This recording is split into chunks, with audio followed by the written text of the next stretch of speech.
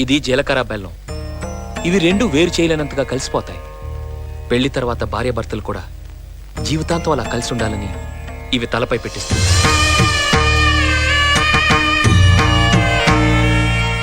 ఇది మంగళసూత్రం.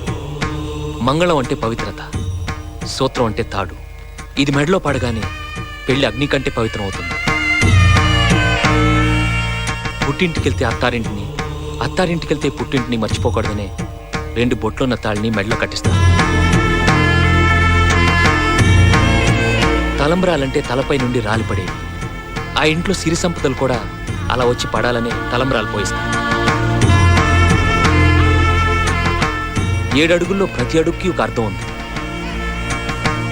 ఒకరి వెంట ఒకరు 7 అడుగులు నడిచి 6వ ప్రాణంగా 5వ తనాన్ని మూటగట్టుకొని 4 దిక్కుల సాక్షిగా 3 ముళ్ల బంధంతో 2 జీవితాలు ఒకటయ్యేదే పెళ్ళంటే.